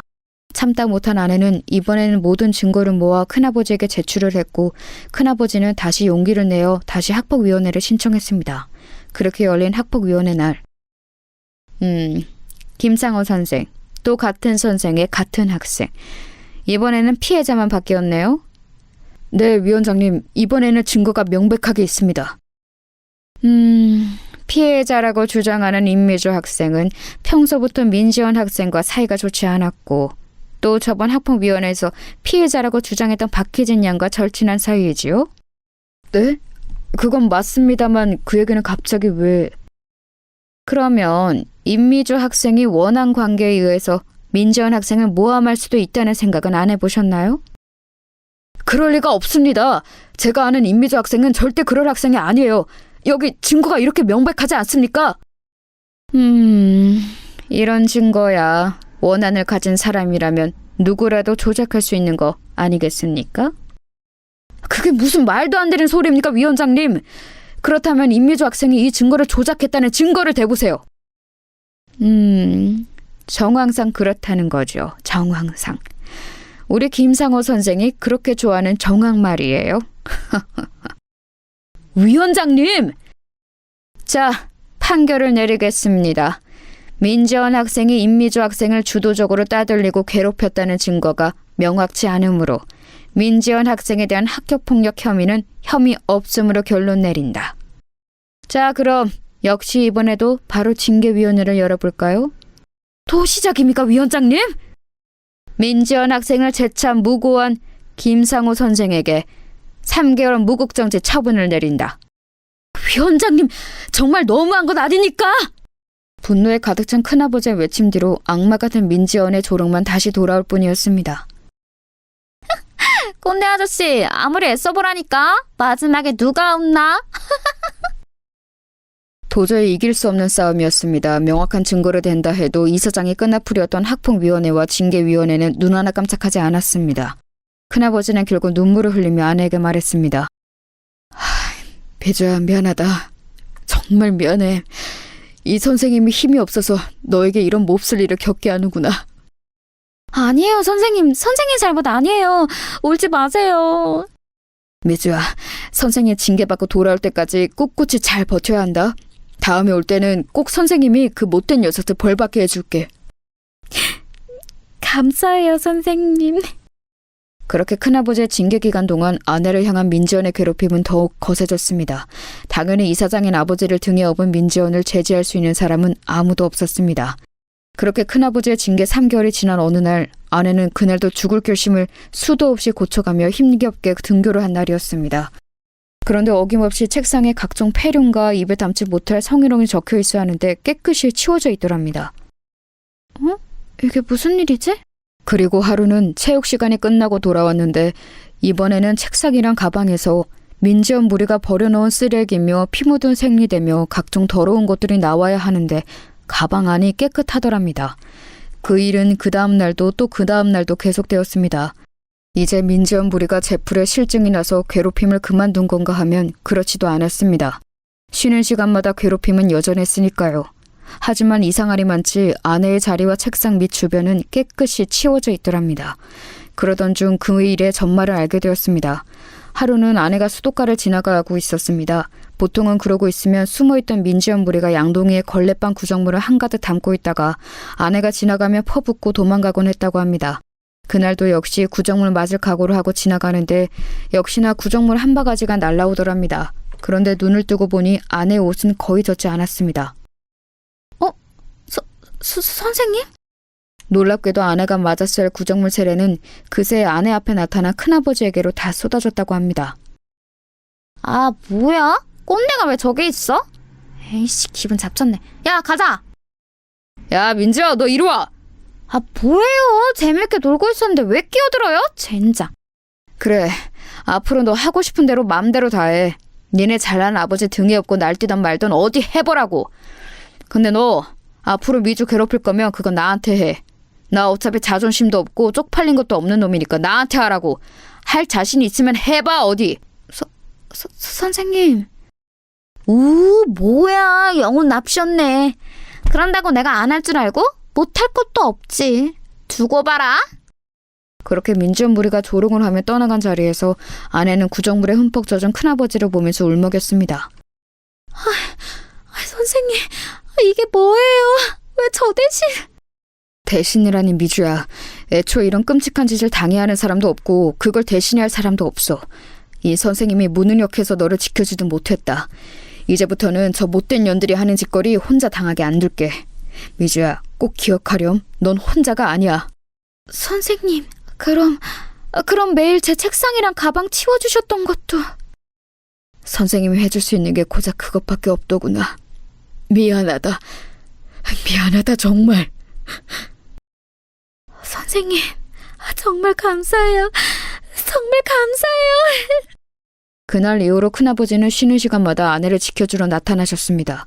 아내의 책상과 주변은 항상 깨끗하게 정리가 되어 있었고 아내에게 향했을 분필, 칠판 지우개, 쓰레기 더미, 각종 오물 등은 큰아버지가 대신 맡아주셨습니다. 그 모습을 계속 보던 민지연은 짜증을 내며 말했습니다. 아, 저 꼰대 뭔데 자꾸 나타나. 어이, 아저씨, 그런다고 멋있는 줄 알아요? 민지연, 누가 이기나 끝까지 해보자. 아, 재미없어. 아우, 저 꼰대. 아빠한테 말해서 잘라달라고 해야지. 그렇게 큰아버지의 눈물겨운 노력으로 민지연은 제풀에 지쳐 슬금슬금 괴롭힘의 빈도가 줄어들었고 아내의 이 끔찍한 상황을 뒤늦게 전해들은 장인 장모님은 뒤늦게 아내의 전학을 결정했습니다. 그때가 중학교 3학년 1학기를 마칠 때쯤이었으니 1년여의 괴롭힘 동안 아내는 정말 잘 버텨냈습니다. 여기까지 듣는데 저는 눈물이 앞을 가려서 말을 잇지 못했습니다. 여보, 아니 어떻게 그런 끔찍한 일을... 아니야 여보, 다 김상호 선생님이 계셨기 때문에 이겨낼 수 있었어. 정말 다시 겪고 싶지 않은 순간이지만 상호쌤 때문에 버틴 거야. 진짜 상호쌤은 나한테 진짜 은인이야. 이렇게 완벽한 남편까지 선물해 주셨잖아. 아내와 저는 서로를 부둥켜 안고 지난날의 아픔을 회상하며 밤새 울었습니다. 그렇게 얼마간 지났을까요? 아내의 심정을 또 크게 뒤흔들 만한 사건이 생기게 됩니다. 중학교 2학년 때 먼저 괴롭힘을 받아서 부산으로 전학 갔던 희진이 기억하시죠? 아내와는 그 이후로도 계속 연락을 주고받았는데 얼마 전 전해드는 소식으론 건강이 많이 안 좋다고 했어요. 마지막을 생각할 정도로요. 그 소식을 전해들은 아내는 큰 슬픔에 잠겨 있었습니다. 그러던 중 희진이가 부탁을 하나 하더랍니다. 미주야, 나 이제 보고 싶은 사람들 다 봤어. 그런데 중학교 2학년 때 우리 같은 반 친구들 걔네들은 아직 다 못 봤다? 마지막 가기 전에 꼭 보고 가고 싶은데. 그런데 너도 알다시피 너랑 내가 그 학교 동창회 그동안 안 갔던 이유는 뻔하잖아. 혹시 미주 네가 용기 내줄 수 있으면 이번에 열린다는 그 중학교 2학년 동창회 같이 한번 가줄 수 있어? 혹시라도 네가 불편한 자리면 인사만 하고 금방 나오자. 아내는 깊은 고민에 빠졌습니다. 그 자리에 자신을 괴롭힌 주동자였던 민지연이 나올 수도 있고 아내가 그렇게 괴롭힘을 당하던 시절에 방관만 했던 이들만 가득한 자리에 간다는 것이 쉬운 결정은 아니었거든요. 하지만 하나뿐인 절친 희진이의 부탁인데다가 둘 다 동병상련의 아픔이 있었기에 두 사람은 손 꼭 붙들고 용기 내서 그 동창회에 한번 나가보기로 결심을 했습니다. 여보, 내가 전화 붙잡고 계속 대기하고 있을 테니까 희진 씨랑 무슨 일 생기면 바로 전화해. 알겠지? 알겠어, 여보. 별일 없겠지. 나도 희진이만 생각하면서 얼른 다녀올게. 저는 걱정이 한가득 앞섰지만 마지막으로 친구 얼굴도 보고 가고 싶다는 희진 씨의 부탁을 거절할 수는 없었기에 불안한 마음으로 아내를 그 자리에 보내주었습니다. 몇 시간쯤 지났을까요? 아내의 전화로 희진 씨가 전화를 했습니다. 형부, 지금 미주가 많이 취했어요. 혹시 데리러 와줄 수 있어요? 네? 미주가 술을요? 아니, 술 한 잔도 못하는 사람인데. 알겠어요. 얼른 갈게요. 저는 술을 한 잔도 못하는 아내가 취했다는 소식을 듣고 걱정이 돼서 그 동창회 자리로 불이 나게 달려갔습니다. 제가 찾아갔을 때는 아내는 이미 몸을 못 가눌 정도로 만취가 되어 있었습니다. 그리고 그 자리에는 아내와 희진 씨를 그렇게 괴롭혔던 악마 민지연도 있었습니다. 술에 잔뜩 취해 인사불성이 된 아내는 혀 꼬이는 발음으로 민지연에게 계속 말을 걸었습니다. 야, 민지연 왜 그랬냐? 너 우리한테 왜 그랬어? 너 때문에 우리 불쌍한 희진이 병들었잖아. 너 때문에. 안녕하세요. 저는 이 사람 남편 되는 사람입니다. 이게 다 무슨 일이죠? 희진 씨와 주변 동창들의 얘기를 들어보니 아내가 더 짠해졌습니다. 아내는 동창회 자리에 희진 씨와 독착한 이후 얼마 안 있어 민지연이 도착했는데 그 순간 손이 덜덜 떨리고 이 자리에 괜히 왔다는 생각이 들더랍니다. 그런데 민지연은 자기가 20여 년 전 저질렀던 만행은 아랑곳하지도 않고 심지어 아내와 희진 씨를 제대로 기억도 못하더랍니다. 지금은 어디 대기업가의 사모님이 되어서 편하게 지낸다고 하던데 아마 이미지 관리 때문에 더 모른 척 했을 수도 있었을 것 같아요. 그런 민지연의 모습에 화가 난 아내는 주구장창 술을 들이켰고 만취가 된 상태로 계속 민지연에게 비난을 했던 것입니다. 기업가 사모님으로서 이미지 관리를 해야 했던 민지연은 계속 언짢은 표정이었습니다. 아, 이쪽이 민지연 씨? 아내 통해 얘기는 많이 들었습니다. 반갑습니다. 저는 속으로 분노가 가득했지만 아무렇지 않은 척 악수를 청했습니다. 아, 네, 반가워요. 아내분이 많이 취한 것 같으니까 얼른 데려가시죠. 네, 그렇게 하죠. 그럼 또 뵙겠습니다. 또 뵐 일이 있을까요? 그럼 들어가세요. 아내를 통해 전해들은 특유의 업신여기는 태도로 저를 대하던 민지연은 제가 아내를 부축해서 문 밖을 나서려는데 일부러 들으라는 듯 말했습니다. 아, 어디서 남편도 꼭 지 같은 찌질한 놈을 만났네. 오랜만에 기분 좋게 동창회 왔다가 똥 밟았지 뭐야? 저는 그 말을 듣는데 더 이상 이성의 끈을 붙잡고 있을 수 없었습니다. 희진 씨, 차에서 미주랑 잠깐만 기다리실래요? 금방 다시 올게요. 네? 네, 그렇게 하세요. 저는 차에다 안전하게 아내와 희진 씨를 데려다 놓고 다시 민지연에게 다가갔습니다. 아, 아직 정식으로 명함을 못 드렸네요. 여기 제 명함. 아, 아직 안 가셨네요. 어디 뭐 하시는 분인지 좀 볼까? 응? 반갑습니다. 대검찰청 중앙수사부 김준석 검사입니다. 제가 또 뵙자고 했죠? 적어도 아버지 일로 한 번 이상은 더 뵙게 될 것 같은데요. 아니 이게 무슨... 네, 아버지 민현찬 이사장님의 비리 수사를 담당하고 있는 검사입니다. 아버지 통해서 제 이름은 들어보셨죠? 들어보니까 아버지가 신나게 해드셨더라고요.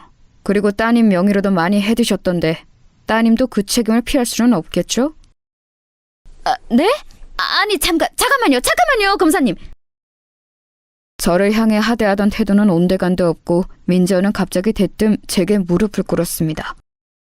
검사님, 그러면 우리 아버지 사건 담당 검사님이 동시에 임미주 남편이시라고요? 아이고 잘못했습니다 검사님. 제가 더 잘못했어요. 제발 아버지 제일 많은 좋게 넘어가 주세요. 이게 도대체 무슨 상황이냐고요? 네, 말씀드렸다시피 민재원의 비리 가득한 아버지의 담당 검사가 바로 저입니다. 아내의 과거 얘기를 듣던 중 아내가 다녔던 중학교의 이사회가 무언가 심상치 않아서 그 이후로 직업병이 발동을 해서 조사를 좀 해보았습니다. 그도 그럴 것이 제가 대학생 때쯤이었던가요? 큰아버지가 갑자기 학교를 그만두신다고 해서 조금 의아했던 기억도 나는데 그 기억까지 퍼즐이 한 번에 맞춰지더군요. 이 학교는 뭔가 심상치 않다는 생각에 바로 조사에 착수를 했고 아니나 다를까 이사장의 비리가 화수분처럼 터져나왔습니다. 이미 압수수색은 진행된 상태였습니다. 자기 집에 그런 큰일이 터졌는데도 뻔뻔하게 동창회에 나와서 거들먹거리고 있던 민지연의 모습이 얼마나 한심해 보였는지요. 그러다가 제가 담당 검사라고 하니까 바로 꼬리 내리고 무릎을 꿇는데 이렇게 쉽게 굴복할 거였으면 그 시절 내 아내는 왜 그렇게 괴롭혔냐고 묻고 싶었습니다. 머지않아 그쪽한테도 담당자가 갈 겁니다. 부디 성실히 조사에 임해주세요. 검사님! 저는 애처롭게 비는 민지연을 뒤로 하고 술에 취한 아내와 희진 씨를 무사히 데리고 돌아왔습니다. 그 뒤로 민지연과 그의 아버지는 비리에 깊게 관여한 혐의로 법정 구속이 되었습니다. 아마 부녀가 둘 다 중형을 피하기는 어려울 것으로 보입니다. 이렇게 오랜 세월이 지난 뒤에야 아내의 복수는 완성이 되었습니다. 뒤늦게 소식을 전해 들은 아내는 눈물을 흘렸습니다. 결국에 모든 게 제자리로 돌아가는구나.